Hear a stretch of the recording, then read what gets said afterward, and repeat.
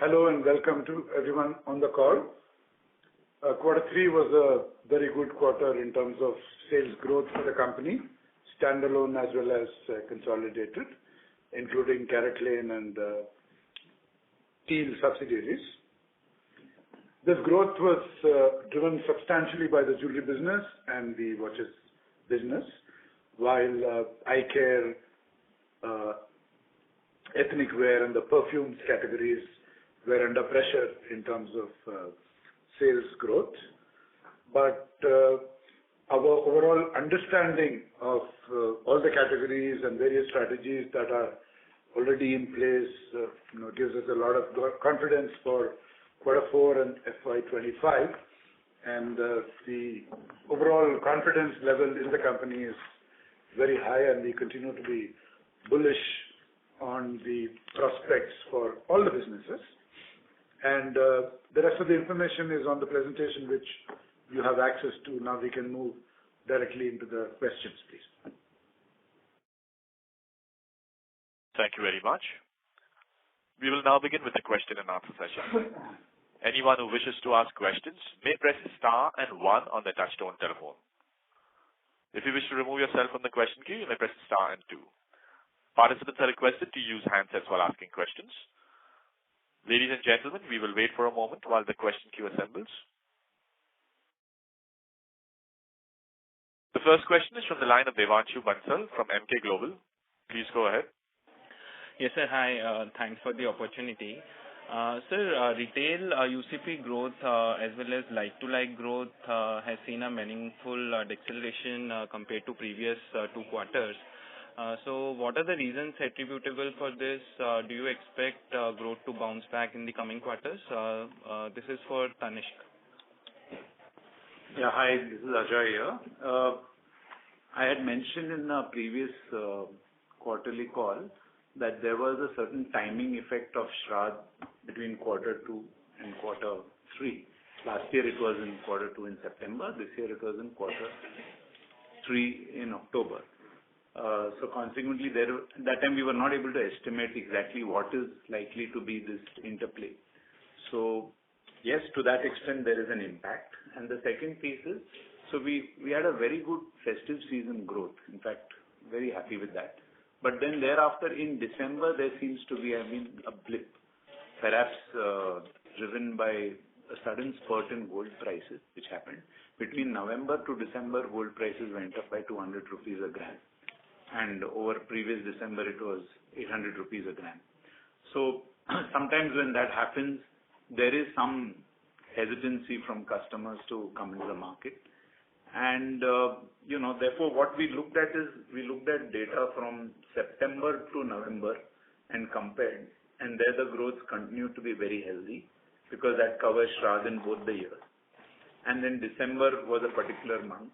And then again, Jan has been good. So in many ways, I would consider December as the blip and the Shraddh period, which is resulting in the sales figures looking lower than the previous quarters. My confidence is that in Quarter 4, we will bounce back. How much more it will bounce back, I can't say, but one is hoping and expecting it to be better than Quarter 3. Got it, sir. Second question is on the margin front. The jewelry EBIT margin has declined about 80 basis points this quarter. In my opinion, a 2% mix change towards studded should have resulted into only half of this decline. Plus, there should have been some operating leverage as well. So what are the other growth investments that we are doing which is leading to this kind of a margin decline? So I'm not very sure about the math behind what you said, but the reasons for margin decline are as follows. One is, as you pointed out, studded ratio or studded mix being lower. That is certainly one of the reasons. The second thing is that there have been, the competitive intensity goes up whenever gold prices rise significantly. So even in Quarter 3, we have seen gold prices go up 16% year on year. And that's the season where everybody is waiting to sell. So naturally, market competitive intensity goes up. And therefore, we've also responded tactically with offers, with exchange, with a program to protect gold rate for customers, like we've done earlier on as well.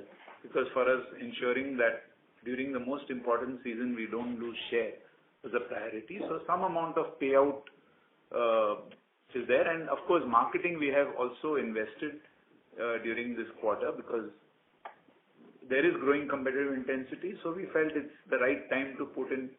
So we continued our advertising in, for weddings. We continued besides the festive season. And we also did some work on digital, on studded, etc. So marketing costs also went up over last year to some extent. So these are all the top 3 investments that I can think of. I don't know if the math adds up in your mind, but these are the 3 things. Yeah, so I was taking a 20%. Yeah, sure. Just to add, if you look at quarter on quarter, there could be several things, but 9 months, if you look at it, is reasonably okay and the way we have been talking about. So, yeah, just to add that. Yeah. Thank you, Mr. Ashok. I have more questions. I'll get back in the queue. Thank you very much. The next question is from Latika Chopra from JP Morgan. Please go ahead. Yeah, hi. Thank you for the opportunity. My first question was, if you could share your store opening plans for key jewelry formats, Tanishq, CaratLane, and Mia. And I noticed, in this fiscal year, YTD, you've opened 43 Tanishq stores and 50 Mia stores, but only 40 CaratLane stores. And the like-to-like, retail sales growth for CaratLane has also been lagging Tanishq. So is this a price or a mix issue, or is there some bit of a demand issue that you could elaborate on? Thank you. So I'll just clarify, Latika. We have in domestic opened 36 Tanishq stores. The remaining, I think, will be to do with international. And in Mia, 50. CaratLane, 40. Those figures are right. In Tanishq, we saw the opportunity to up the play.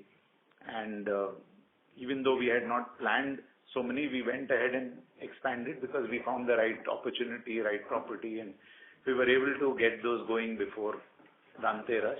And we have now, in a way, expanded the list of towns and markets and said whenever the opportunity presents itself, we will go ahead and open because execution can follow thereafter. In the case of CaratLane, while 40 have been opened, there were, I think, 90 opened last year. So many of those 90 had to stabilize as well. And there are many more which will come into play as we go forward. So this is not indicative of any long-term strategy. This is something to do within this year. That's all. Plus, one thing to keep in mind, Latika, is this is not the equivalent of an expensive car versus a more affordable car, which can go to smaller towns faster than an expensive car. Tanishq actually is a more traditional jewelry brand, which is available in a Riva, in a Sagar, in places like that where general people buy jewelry, whereas a CaratLane will take longer time to reach a Riva or a Sagar. So that advantage that Tanishq has, so that also has a bearing in this. Plus what Ajoy said about 90 plus 40. So if I may carry on, Mia and CaratLane actually will continue to see more opportunities also. It's just a timing piece. I mean, last year 90 and therefore this year whether 40 will become 50, 70, 80, 90. That depends on the opportunities. And therefore you must see it over a 2-year time frame rather than a single year. Sure, that helps. The second bit I wanted to ask was, your other 2 segments, watches. How, you've talked about higher marketing spends impacting margins, but on a full year basis or over medium term, how should we think about the margin profile given, the salience of wearables will keep rising? And on eyewear separately, numbers on like-to-like growth rates have been muted, and it seems store addition has slowed down, this fiscal year. So are there any aspects you intend to revisit here to drive better growth momentum in this segment? Thank you. So for watches, yes, in the festive season, we spent a lot of money marketing our brands and all our festive collections. So that is kind of way higher than what we had spent last year. And it did help us in getting very good sales top line growth. The overall margin, which we had earlier indicated, maybe 13, right now 11 to 12, at least for the next couple of quarters, because of the overall mix, as you mentioned, wearables where the AGC is slightly lower, becoming a big propeller of growth. And so therefore, it is at this point,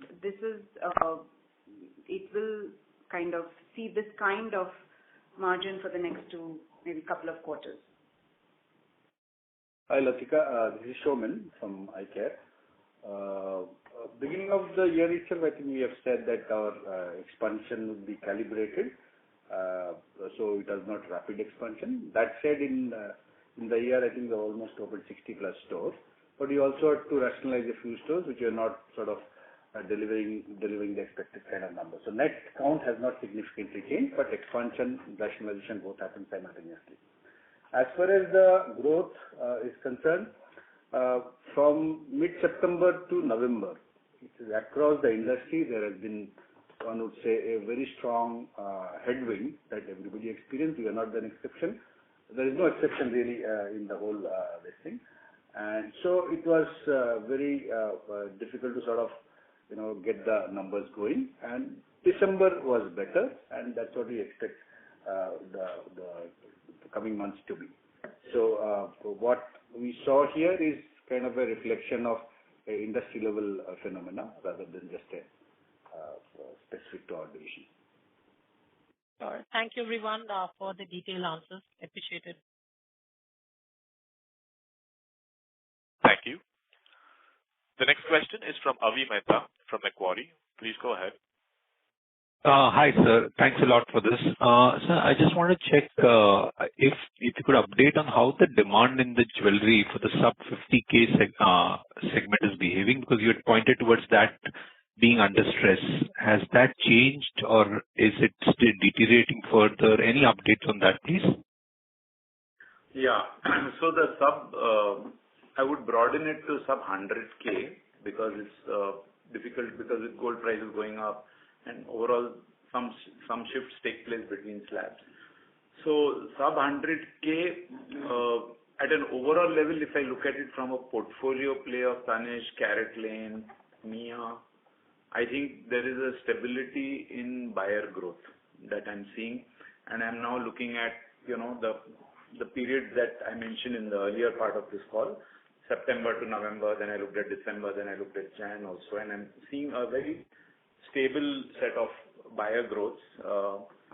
So across the portfolio is there. But having said that, if I think of same store growth for even CaratLane, Tanishq, or some of the Mia stores, and in Tanishq in the sub 100K, there seems to be some amount of sluggishness in the new customer segment out there. And that is, there's a softness, let's put it that way.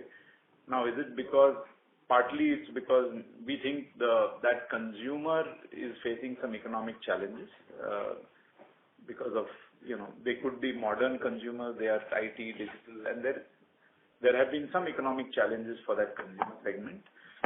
And the second piece is there could be some share of wallet, let's say, shifts or not structural, I would say fluctuations that are taking place, because we see certain categories COVID grew well, some others were still depressed. Now some categories have started picking up, whether it is travel, hospitality, experiences, vacations, SUVs, but garments is down. So there is something going on in the share of wallet in the context of some economic truths for this segment, and therefore the sub 100K and also included in that in the sub 50K does have some degree of softness relative to what we think it should be. Having said that, when I look at it as a portfolio play across all the brands that we have in our portfolio, I am seeing a fairly good stability on buyer growth at a total level. Same stores growth, yes. But then we've also added lots of stores in CaratLane, Mia across the board. So not able to get a sense on that. But yes, there is some. We wish it could be better, and it has remained stable and similar. It hasn't really deteriorated, nor has it significantly improved or changed. Got it, sir. Got it. And so the second bit is on this competitive intensity that you alluded or highlighted, given the increase in gold price.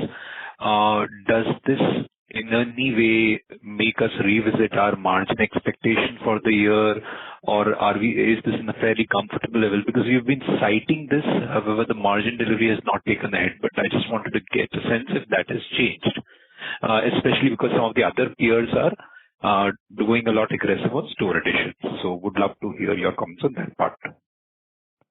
So our EBIT margins continue to be in the range that was indicated between 12 to 13%, despite this weak studded quarter, and weaker than what, let's say, we had last year. So at 12.2, it is fairly good, I would say. It's not such a... And as Ashok pointed out when he alluded to it, when you look at it at a YTD level, because of the shifts between things here and there, it is also pretty good. You know, it is exactly bang on in that range of 12.4%. So to me and to Ashok and all of us, we've been saying 12 to 13% is a very good range to expect our margins to be, competitive pressures notwithstanding. They will come and go. There will be season time. Everybody will want to do something. But we will respond. And, there are ways to manage the margin, both gross margin as well as net margin. So we are still confident of the 12 to 13% range. And sir, on the competitive intensity, has that changed? Because some peer has been accelerating on store additions. When I say this competitive intensity, it does not necessarily be in pricing. It also is in terms of being able to add franchisees or otherwise. No, that is not such a big worry for us, because actually we track 45 to 50 competitors. We don't track one or two national chains. And for us, in every market, the local players are as much an important competitor as much as the national chains. And sometimes local chains are there, as well as independent standalone jewelers will also be there. So we track it at city level, and frankly, one or two players adding 10, 15, 20 more stores or 30 more stores doesn't move the needle, because already there are existing players there, and in many of these cities we are the challenger. So we actually think it's good if more players get into organized play, because that strengthens, in fact, that brings out the strength of our brand even sharper in those markets. So market share is not a concern, right, sir? That's all I wanted to know. That's your salience of market share continues to grow up. That's what I wanted to make. Market share, I think we have gained in many markets, and we have remained stable in most others. Perfect, sir. That's all from my side. Thank you very much. Thanks a lot, sir. Thank you. Thank you. The next question is from Vidisha Seth from Ambit Capital. Please go ahead. Yeah, thank you for the opportunity. I just had one question on the studded mix. What is the reason for softness seen in the studded jewelry at standalone level? While you mentioned that there was a blip in December for the overall jewelry space due to sharp increase in gold prices, but the reason to ask this is that the trend is in contrast to the growth that CaratLane has seen. So is it that the accessible or entry level part of the portfolio is relatively unaffected? No, I think I'll respond in two ways. One is, in the month of December, there was a definite drop in the studded sales demand. And as I said, that is 1 month out of, if I look at a 4 or 5 month period, including whatever we have seen in Jan. So we see it as a temporary blip. And also, when we spoke to a lot of vendors who supply studded jewelry, they also confirmed that December was a very soft month for most players in the category. So that is the second source that I wanted to share. Third is, if you're asking what has been specifically different, the softness in the sub 100K was one commentary we made anyway. But in this particular quarter, high value studded, which is 5 lakhs and above, etc., also saw a certain softness. Now, whether it is because of share of wallet, because of people deferring their expenses here and there, is very difficult to make out. But this kind of came through in the month of December particularly strongly, and therefore influenced the quarter 3. as I said, if I look at a 5-month period, it seems to be temporary and not structural. Very clear, sir. Thank you. Thank you. The next question is from Siddharth Dunn from Goodwill. Please go ahead. Yeah, hi. My first question was on eyewear. Like, over the last 5-6 years, we've been told stories about how we can turn around, make changes in the eyewear division, but clearly, we are lagging. And can we get a better 3-5 year picture? And are we not fooling ourselves, we're not even able to make 100 crore EBIT over there? Hi. I don't fully understand what you're actually asking from where we were 3 or 4 years back, where we ended last year versus where we are. I think it is significantly different than the picture that you're referring to. And we had a good quarter 1, good quarter 2. We were pretty much close to the budget that we have had in the beginning of the year. We had 12% and 16% sales growth. As I just explained, between September and November, we saw a kind of resistance in the eyewear segment across the industry. There are no players that I've heard whoever I spoke to that they had a good run. December was a bit of a relief. So it is a cumulative effect of a period in which the category did not see too much of attraction. That's what we see, that's what we conclude, and we have our plans for future. But over a 3-5 year period now in eyewear, how do you see the industry going? I am not going to make a prediction for another 3 to 5 years. Right now we are looking at the next quarter, and as we plan for our FY25, we'll probably share with you our plans. Okay. And my next question then would be around TEAL. We are doing some good business around semiconductors and all over there, but there's not much out for shareholders to know. So what's the business that we are doing? What's the market scope over there and a customer profile or something like that? Siddharth, you're talking about TEAL? Yeah, TEAL. There were some media articles about our new facility around Hosur and all, but... Yeah, our two main businesses in that subsidiary are manufacturing services, where we make very high precision components for the aircraft and defense industry. Our customers are people like Collins, Pratt & Whitney, engines and all that. And the other division is automation solutions, where we put together bespoke automation solutions which use robots, vision cameras and welding, and stuff like that to automate assembly lines across industries. Automotive being a big segment which we focus. So these businesses are roughly 50-50 in terms of share of turnover. Both are international in their scope, and the overall opportunity for this company is very, very strong. But because of what happened during COVID, particularly in the international aircraft manufacture sector, we had a significant challenge in FY21, but all that is generally behind us now, and as we speak, we are on the recovery path, and FY25 should be very good. No, so the semiconductor division itself, so it will be within automation? Manufacturing service. Manufacturing, okay. And so within that division, what is the potential? Could you share? Semiconductor division. Yeah, so it's not really a separate division, but manufacturing. Yeah. So no, this is for the semiconductor machinery industry. Correct. We make sub-assemblies for the semiconductor machinery industry. Yeah. So the manufacturing services arm division does that. Okay, so within that it's a small division. It's a segment. It's a segment within the manufacturing services. Within the manufacturing. Okay, thanks. Thank you.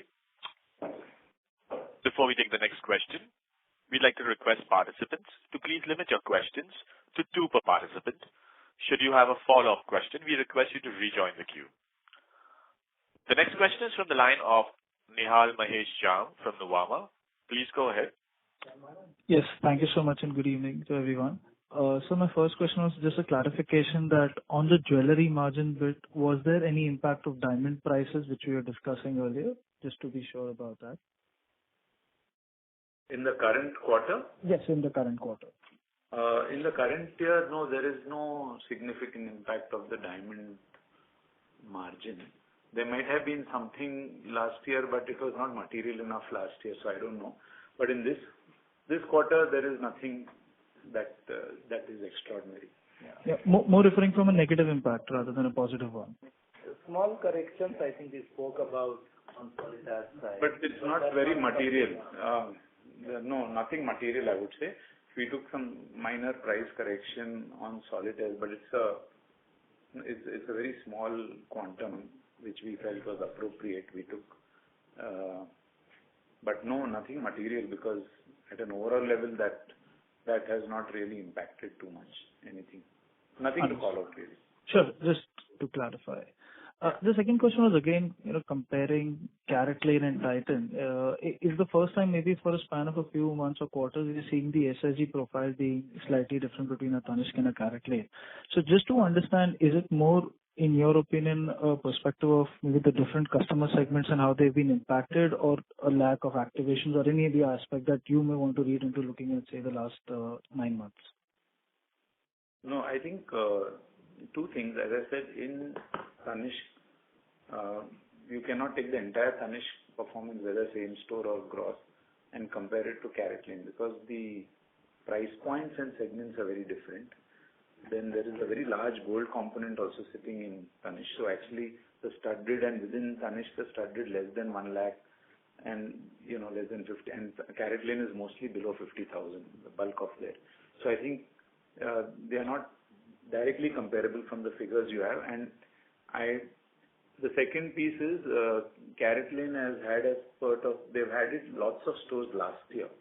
So, and many of them in the same towns as well. So there is likely to be some pluses and minuses happening there. In the case of Tanishq, the same store growth upside has been, or better performance has been also driven by the gold part of the business in this quarter. So I'm not reading too much into this. I don't think, and of course the segments are different. I'm picking up a thought which Venkat had shared in the last earnings call, that when it comes to gold business, it's a question of gaining share, because the market is already penetrated, customers are already buying gold jewelry. But when it comes to studded, and that too in the sub 50K, it is a case of market expansion. That segment is getting created as we go along. And therefore, there's not much share to gain as much as getting more customers into this pie. And that process doesn't happen overnight. So therefore, the behavior of that segment versus the behavior of the overall jewelry segment will be different. So in that sense, yes, the customer segments are different and the opportunity spaces are different. Got that. Could I just take one final question? Is that fine? I'll just go ahead. That for the watches and wearables business, I think when we had the analyst meet 2 years back, we were looking at a target of 18% margin. Just wanted to check, are we on track and looking forward to that? Well, that was like a very, big dream, ambition that we talked about, 10,000, and later we had revised it down to 16%. 10,000 would still be doubling the sales turnover in GCP terms from 5,000 crores to 10,000 in a matter of 3 years. So obviously all of this requires a lot of investment, and then we later kind of made it more realistic. So we are still pushing for maybe a 15% in the next, after 2 years. Yeah. Thank you so much. Thank you. The next question is from Percy Panthaki from IIFL. Please go ahead. Hi, I just start with one clarification. You have mentioned in your PPT that the India jewelry growth is 21%. Would I be right in assuming that that's a primary growth number? Yes. Our growth for the division, excluding CaratLane, just Tanishq, Mia, Zoya is 17% in secondary retail. Tanishq is 16%. And the primary growth would be around the 21-22% mark. That's what you're seeing. And that's to do with the timing shift. In fact, we had a better secondary growth in the previous quarter, if you recollect, and the primary growth was lower at 20%. So some shifts due to the season shifting. Okay. So basically, the secondary sales growth is 17%. 17% for the division, 16% for Tanishq. And CaratLane is separate. 32. Understood. And therefore, YTD, they give you a better fee. Look at YTD. Sure. When you say 21%, does that include the CaratLane in it? No. That is separately reported. Okay. Secondly, I just wanted to ask, and it's not a question pertaining to the quarter, but more of trends that you've seen in last few quarters. Do you think that at an industry level, there is an accelerated shift from unorganized to organized, which is happening? Anyways, there was anyways a shift happening since many years, but has this shift really materially accelerated? And if so, what are the drivers of that acceleration? Because we are seeing not only you, but many of the other players, at least in the listed space, 2 or 3 other stocks are also reporting fairly high growth numbers. So just from that point of view, I'm wondering if there is anything to read. See, even the World Gold Council data, which I see for demand, of course, they don't include exchange jewelry and all that, but for whatever it is worth, in Q2, that is a September quarter, they have actually, I think, shown a slight decline on a YOY basis in the jewelry demand. Whereas I think all the organized players have done very well. So that is the context of the question. So is there any such accelerated shift, first of all? And if so, what are the drivers? Is hallmarking a really big driver? And if so, I mean, just your thoughts on that. No, I also think, I don't have the hard data right now, but overall, if I see the growth and market share that we keep tracking for local players and then chains and our own brand, we have been seeing that as more and more chains are opening across different parts of the country, the growth rates are different, and therefore, yes, there is some kind of acceleration. And I think with people getting listed and having access to capital, there is greater expansion that is going on. And some of the other players are wanting to expand, put up stores, and then probably go for IPO also. So there are both sets of players. The other piece that I am, therefore, yes, to what you are sensing, I also tend to resonate with that. Notwithstanding the World Gold Council figures, because their figures are on kgs and grammage and all that. So, sure. And it's too macro to conclude. The second piece is, there's another phenomena that exists, that many local players are also becoming organized in the way they operate. They may be a one-off store or 2 or 3 stores, but they are changing the way they operate in response to the reality that they are facing. And therefore, they are becoming sharper in terms of the customer service, the store ambience, the marketing that they're doing locally, or even the kind of services they are offering and transparency with which they are also doing exchange and other things. So I think they have also understood that the name of the game is to become more organized and more transparent and therefore gain trust. So I think that's the other phenomena that one is seeing. And therefore, I think this is secular and will continue to accelerate. Understood. Also, just wanted to get some idea on a 3-year horizon or a 5-year horizon. What is the total number of Tanishq stores that you would be looking at, let's say for FY28 or something like that? To be honest, I don't have a number in mind. We are approaching this from a 1-2 year horizon because opportunities are emerging all the time. And to just give you a broad feel, we are present in 264 or 265 towns approximately. We think in existing towns, as new catchments are emerging as well as newer towns, there is no reason why, we in the next couple of years, why we can't reach out to 300 towns. But beyond that, can I have an answer? No. How many stores? No idea. So allow us some time, maybe whenever we have the investor day or when we are able to share with you a slightly longer horizon, we will do that. Right now, I don't have a number. Okay. So that's all from me. Thanks and all the best. Thank you. The next question is from Aditya Soman from CLSA. Please go ahead. Hi, good evening. One question on the international business. Can you give us a sense of how, I mean, you've given a number of 100% retail growth there, but can you just give us a more qualitative information on the average ticket size and especially in the U.S.? Sorry, what is the first part of your question? I missed the first bit. Second bit on average ticket sizes I got. Yeah. No, just in terms of qualitative information on ticket size and the customers that you're, I mean, a typical number of customers that you're looking for at a store level. Any sense on that would be super useful since we don't have context on those stores. Sure. This is Dinny here from the IBD team. In ticket sizes across the board in almost all of our international locations are significantly higher than India. They are ballpark in the 2 lakh per customer kind of a space, and depending on the locations, particularly in the US, they're even higher than they are in GCC.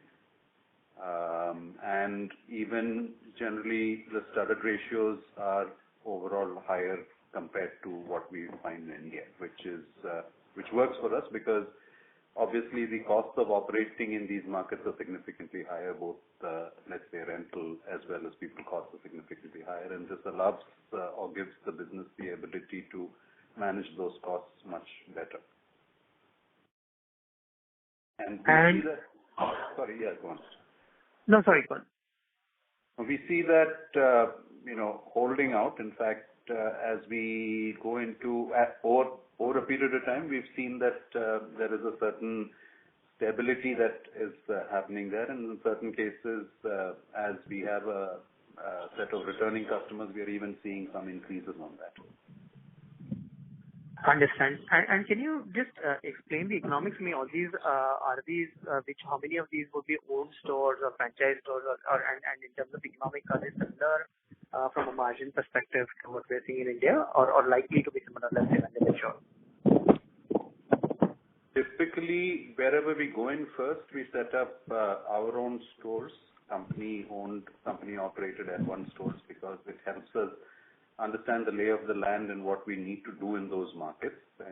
But we also, as we go along, bring in partners, either partners from India, existing partners, and many of them are eager. We have quite a few of our Indian partners reaching out to us saying that either they have a relative or they have some capability in an international city and they would like to set up a store. So, for example, in Dubai, the first 4 L2 partners are from the 4 regions of the country, from the north, from the east, south, and the west. We have one each, interestingly, from each of these regions in Dubai. So that, overall, we still continue to hold that. We follow the same asset-light model that we are doing in India, where we will, over a period of time, look at having more L2 and L3 stores. But to get a sense of the business and to start operating, it always helps us when we do it as a L1 first. We're now starting to have L3 stores as well. For example, in Singapore, the store that we opened is with an L3 partner. That's very clear. Thank you. And one last question on the Indian ethnic wear business. There, you mentioned that growth has been a little slower. Any reason and any sort of information on why growth has been slower? And is this like across all the 3 months in the quarter, or was it again specific to December? Yeah. Hi, this is Ambush here. When Venkat referred to the ethnic wear division, the growth being low, he was referring more to the like-to-like. But whereas if you see our overall growth has been, I think 61% in the last quarter, and quarter on quarter we've been growing around that number. The YTD growth is about 70%. So if he was referring more towards the like-to-like, and that's an industry phenomena that we've seen for the last 4 to 5 quarters. The apparel industry has really seen very muted growth. A lot of brands are even they have shared that their like-to-likes have been negative. So we are doing well in the sense that we are building. We are going for expansion. We have 62 stores now, and we look at ending this financial year with 75 stores. Thank you. That's it for me. Thank you. Thank you. Before we take the next question, a reminder to participants to please limit your questions to 2 per participant so that the management is able to address questions from all participants in the conference. We take the next question from Rishi Modi from Marcellus Investment Managers. Please go ahead. Hi, am I audible? Yes. Yeah. So my first question is to Shauman. Shauman, you last year mentioned that this year is going to be a more consolidation phase for the eyewear segment, and we have not added a lot of stores this year. So if you could just give us some qualitative understanding of what are you doing behind the scenes to get this to become a sustainable business. What are the low-hanging fruits? Where can you cut costs? Where are you seeing the growth? How are you going to go for these initiatives? If you could just give some qualitative feedback on this. Yeah. Like you said, this year we began with the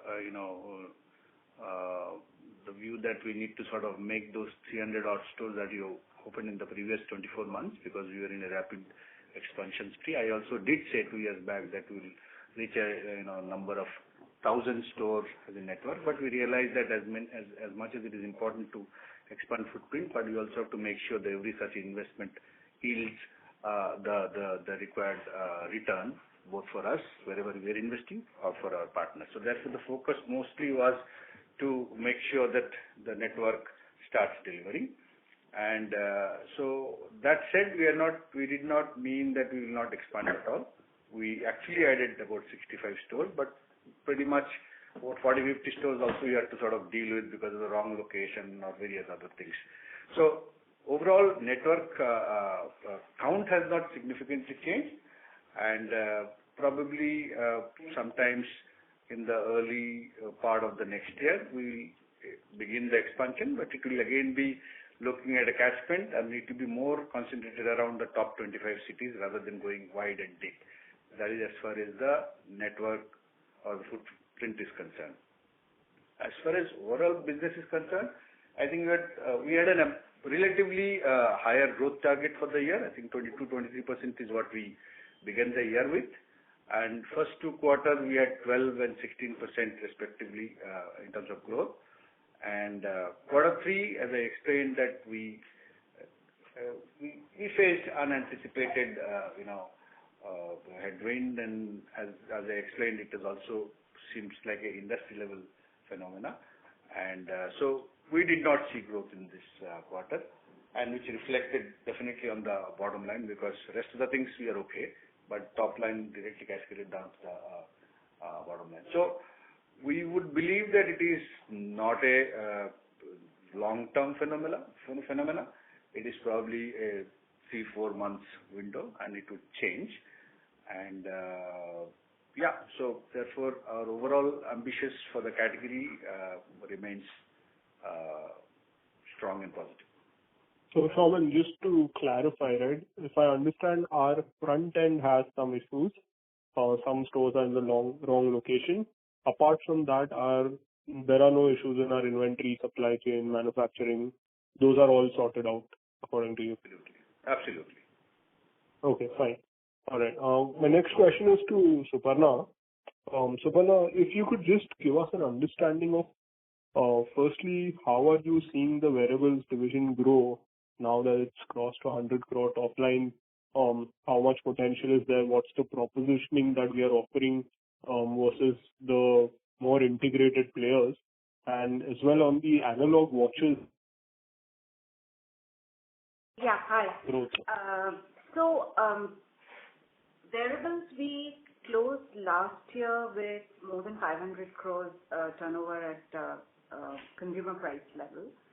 And this year we have seen phenomenal growth of fast-track smartwatches.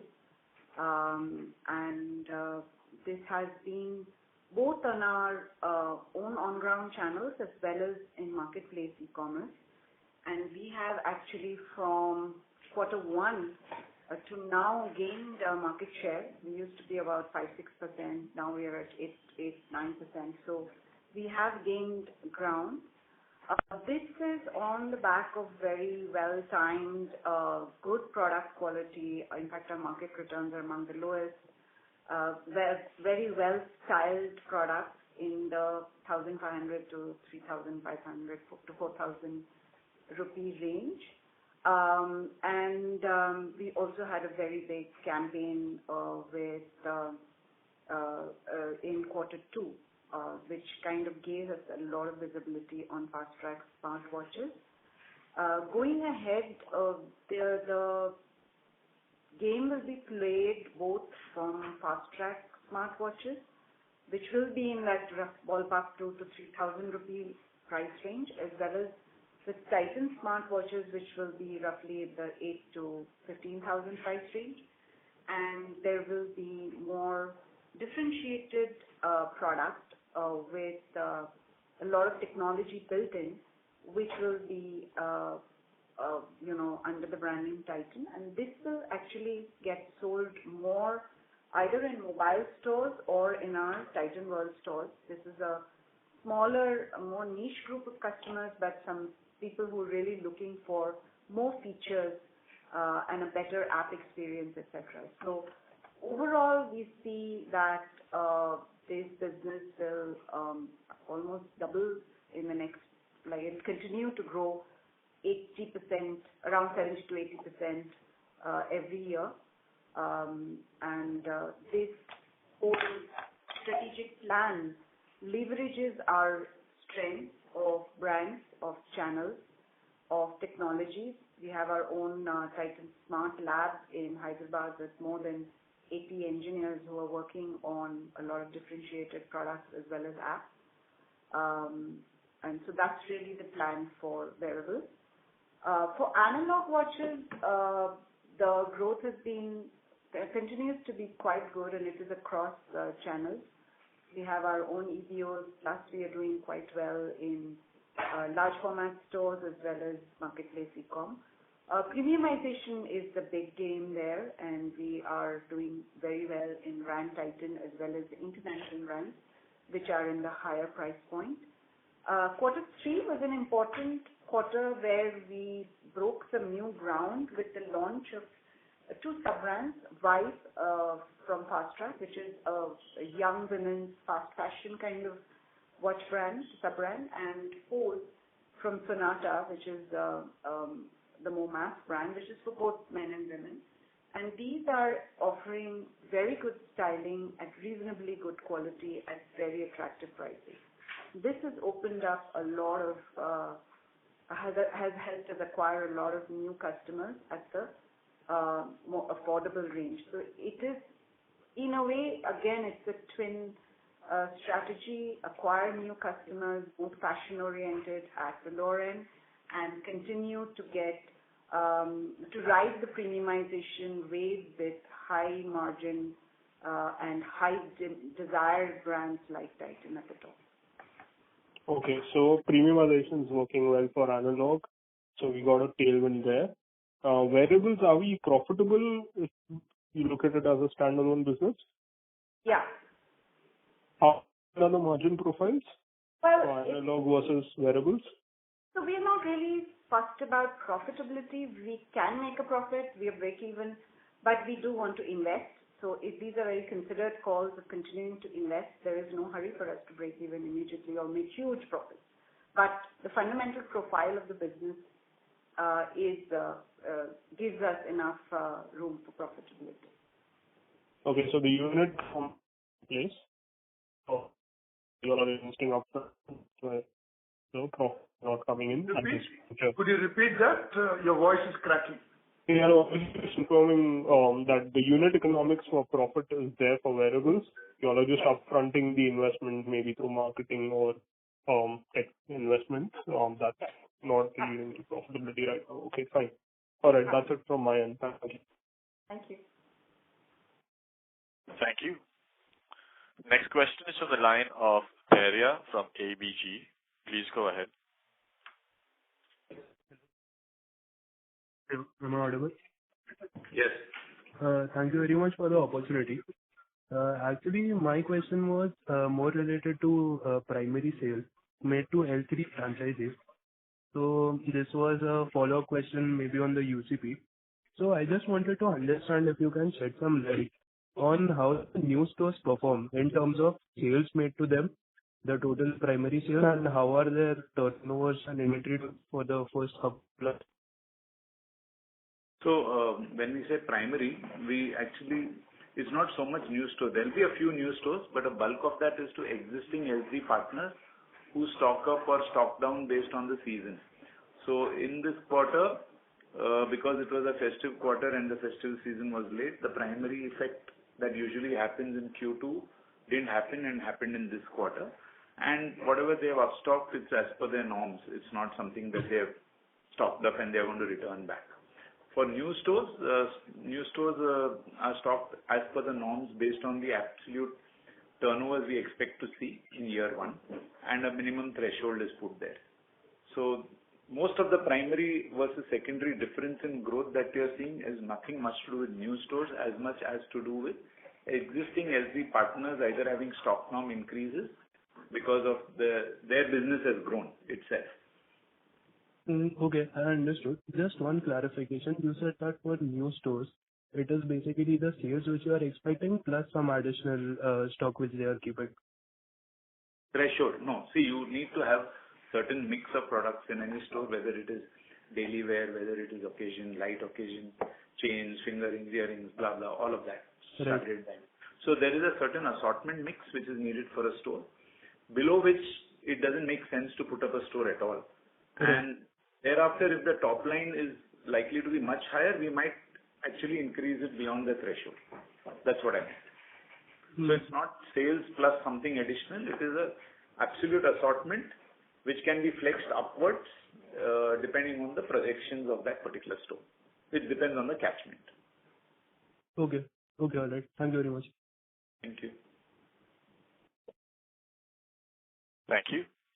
The next question is from the line of Sheela Rathi from Morgan Stanley. Please go ahead.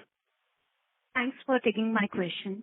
Just extending to the previous participant's question, as we are opening more L2, L3 stores right now, is it fair to believe that the payback period, including the working capital, would have improved in a positive manner in the recent years? And if you could remind us what that would be? Payback period for an L2 or L3 franchisee, yeah, it's pretty good. And typically within 2 years, not payback, let's say they would start making a bit positive within 2 years, and within 3 years they would, I would think, have a payback. L3 may be slightly different because they don't look at payback from an inventory point of view. They look at it more from the investment that goes into interiors and property and so on and so forth. But yeah, it's pretty attractive and it continues to remain attractive because overall size of the business per store has gone up. Understood. And Ajoy, again, second question on the jewelry business only. Just to get a better perspective on the demand conditions right now, especially you said that, January seems to be better than where we were in December. Now, when we look at the gold prices, they have not really come down. They are at the same levels broadly versus where they ended in December. So is it fair to say that, is it one of these three that either the customer has accepted this high gold price and is, coming back to the stores, or the customer is very excited about the upcoming wedding season and they're coming back to the stores? Or is it that, we are making necessary investments like we did in the previous quarters in terms of getting the customer back to the stores and it is much higher than where we were earlier? So, to be honest, I also can't give you a firm answer, but I think the first point that you raise is the more likely, where customers start accepting that this is the new price of gold. And in general, I think December, a lot of travel, a lot of share of wallet expenses going here and there is also a hard reality. So, for whatever it's worth, Jan is certainly not at all like December, and thankfully so. And would it be reasons I wouldn't give too much weight to because it's difficult to gauge. I don't see anything significantly, driven by wedding or whatever. That will happen as it keeps happening. Understood. Thank you, Ajoy. Thank you. Thank you. Next question is from the line of Tejas Shah from Avendus Spark. Please go ahead. Hi. Thanks for the opportunity. My first question is for Ajoy. Ajoy, you mentioned that you step up investments tactically sometimes to respond to competitive pressure. So what is the nature of this response? Is it more discounts or ad spends or something else? So usually it will be a combination of both. Offers could be there, exchange can be another one, gold price protection plan if there is a lot of volatility. And we hear also from customers staying away. We try. Some of them may work, may not. Marketing, yes, that's also another piece which we do, but marketing typically would be around this particular offers or promotions that we may run, whether exchange or otherwise. And marketing is also somewhat strategic. Let's say we see that wedding needs to continuously be on as an always on.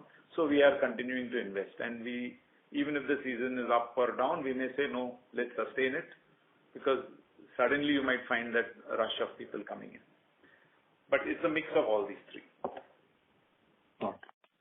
And the second question, more the results that we have seen, which have been reported for the quarter in lifestyle retail so far, we are witnessing a very sharp demand deceleration for many categories. And some companies have called out or attributed this to very high base which was created last year because of COVID bump up. So are we seeing any such base effect in our numbers, and how are we reading consumer sentiment for near to medium term? Firstly, the income classes where different industries and different companies particularly operate would have a great bearing on the question that you're asking. So we're seeing a lot of slowdown or sluggishness in staples, in motorcycles, whereas cars, particularly the SUVs and above, are doing exceedingly well. Titan Company's broad customer base is in the top part of the income pyramid, and that has generally played out well for us over the last many years. And the substantial share of jewelry business in our portfolio, and jewelry is not an indulgence product, it is a store of value also. And in a category where the market share is low and an acceleration of formalization is also happening. So in a way, the performance of Titan Company over the last many quarters has been better than some of the examples that you're citing. And in a way, it is continuing. If I look at some of the results which have come up in the last couple of weeks, it continues to reinforce that. And our own performance in jewelry in Q3, while it was slightly lower than Q2, it was actually overall strong if you look at the portfolio of jewelry. Our performance, sales growth performance in watches was also very strong. It's in eye care, it's in same-store growth of Taneira, it's in the perfumes business. International has been very strong. It's in eye care on the other two that we've had some challenges. And these need to be seen, finally a quarter is just 3 months. So from a lifetime of a brand, and I'm not here talking about a long lifetime, but from a 2-3 year time frame, a quarter is still only a quarter. And our overall confidence is very high, and it's a combination of, 3 factors. One is the prediction on the growth in these top income class segments over the next few years when we move from 2,200 to 5,000 per capita GDP. It's actually a very high growth rate of these top two income segments, in fact, even the third income segment, and therefore we're going to get a tailwind from that.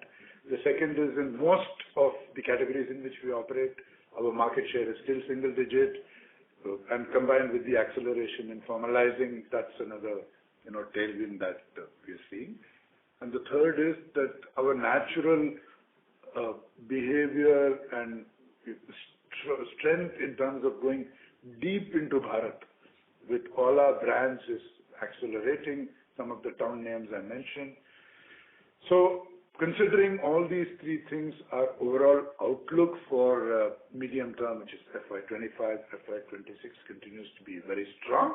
We need to become better in managing our operations and extract more value from the scale that we are actually generating. That is going to be the focus certainly for the company and all divisions for FY25. Thanks for a very detailed answer. Thanks, and all the best. Thank you. The next question is from the line of Manoj Menon from ICICI Securities. Please go ahead. Hi, team. I have a couple of ones. One on the gold price premium, Ajoy, the commodity premium. Where is it currently? And do you still think, there is significant corrections you need to make over the next 12, 24 months, in the context of accelerated formalization and, the existing brands also expanding, etc. The reason I'm asking because even in a very competitive market like Chennai, as I understand, I think still there is a 1% premium which you still manage to, hold on to. Yeah. We still do that. We have a premium across markets, and it varies in different markets. We think we can continue to hold on to that premium because that small percentages, whatever they are, Chennai notwithstanding, I think the customer is willing to give that premium for Tanishq and the reliability, as well as our exchange program and so many other transparent, trustworthy practices that we follow. So we think we can continue to hold. Of course, if the the rest of the market goes down further, then we will have to respond. But I'm not seeing so much of that happening unless and until there is some increased amount of smuggling and other such things that come into the market, which I can't really say. So as of now, we think we can continue to hold onto the small premiums that we are continuing right now. Okay, very clear. Is this hypothesis, will it hold good, even in a scenario of, let's say, full-fledged actual implementation of hallmarking on the ground, including inspection, etc.? Yeah, I don't think that hallmarking has not driven this. I don't believe hallmarking is the one which has created this. It is just price warrior approached by different players. Okay. Hallmarking is not the driver. Okay. Secondly, when we look at the medium term now with 100% ownership of CaratLane, how do you look at both the brands, CaratLane and Mia? Do you really think you need both of them targeting different, consumer, let's say requirements, or sometime in the medium term, have you thought about it saying that, look, is it like better to focus on actually one? Actually, I've maintained this earlier also. These are two horses in a multiple horse play. There are many players in this, and this segment is growing. And both these brands are not only growing but are also very profitable. So actually, it helps us. In fact, even Tanishq plays pretty much in the everyday space significantly in the diamond. So if you ask me, there's Tanishq, there's Mia, there's CaratLane, and as more players come in a given catchment, in a given market, if we are the dominant player there, in a segment which is evolving, it's great. Thirdly, the psychographic profile for each of these customer segments is very different. Even the product language is different between Mia and, let's say, CaratLane. Mia also has a lot more of 14 karat. CaratLane has a different kind of profile. So I think if you visit each of our formats and look at each of the product mix, you will find that there are some overlaps, but there are also some certain areas which each brand is very, very strong in. So I think as long as the brands are profitable and continue to grow, which we are seeing very good growth and good brand profitability, we don't see any reason to, consolidate or try to. And anyway, there are separate teams running each of these. Very clear. Just quickly, between Mia and CaratLane, what would be broadly the, let's say, the proportion of consumers, who would have shopped at both, or the loyalists, what I'm trying to get at? Is it a significantly higher number, or, is it largely driven by both brands are growing by, let's say, outside of, or let's say, getting newer consumers into your group? So I would instinctively feel that they are getting new consumers, and the overlaps are not so much, but I don't have data to kind of between Mia and Tanishq there will be overlap because Mia is a sub brand of Tanishq and it's also available in the Tanishq store. So a lot of gifting, older customer buying for a younger person, etc. But I think CaratLane and Mia probably will not have too much overlap, but I'm just giving you a very top of the mind answer. Sure. Thank you. And with one quick one, if I may, when I think about the next 12, 24 months, is it fair to assume that nearly 100% of your incremental expansion in jewelry will happen through L3? given the state of balance sheet currently, which is still very strong, but with debt, et cetera, is it fair to assume that you will actually dial up the L3 route versus, let's say, the last couple of years? Not really. We are actually pursuing more L2s. L3s are for certain markets. It's small, remote, and so on. In fact, L2 makes more profitable sense for the company is what our understanding is. Capital efficiency could vary, but I don't think Ashok, maybe if you want to add anything. Nothing significant shift we expect at this point of time. I think the same ratio is likely to continue. Sure. Thank you. Thank you so much, and good luck to you. Thank you. Thank you. We'll be able to take one last question. We take the last question from the line of Kunal Vora from BNP Paribas. Please go ahead. Yeah, thanks. So in an earlier question, you indicated confidence about growth in FY25 and 26. So is it fair to say that you're confident of delivering the 20% CAGR in jewelry, which you aspire to deliver? Yeah, that was something which we shared in that investor day one, where we had given some kind of. Yes. Yeah, of course. We continue to see positive signs there, and we will continue. YTD growth is in that range anyway. Even though last year we exceeded the CAGR goal that we gave you in the 5-year or 4-year horizon, we had actually exceeded it, and despite that, we are continuing to grow at this CAGR equivalent rate. Yeah, but you don't see any headwinds. We are seeing headwinds in some other categories.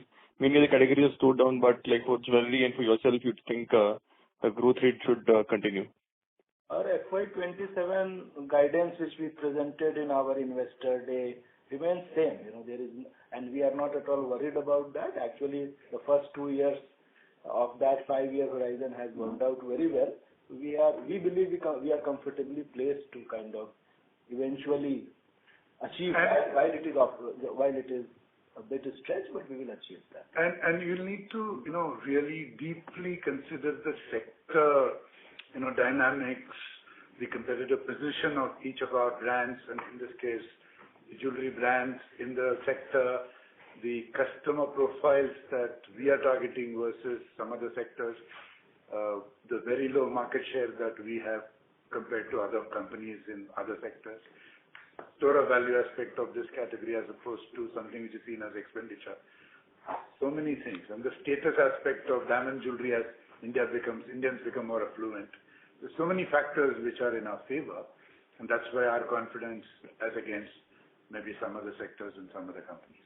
Sure, that's very clear. Second and last one is, now that you own almost 100% of CaratLane, does anything change in the way you're managing it? And also, will it remain a subsidiary, or would you look to merge it with the parent company?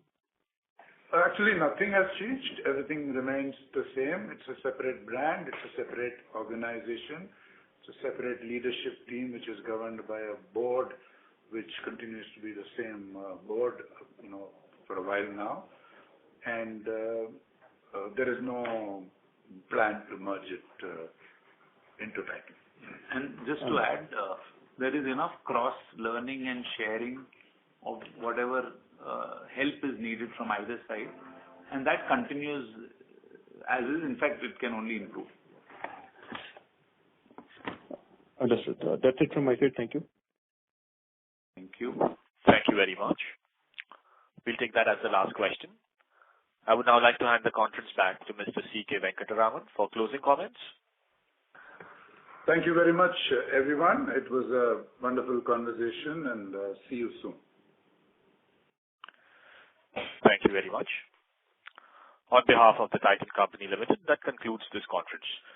Thank you for joining us, ladies and gentlemen. You may now disconnect your lines.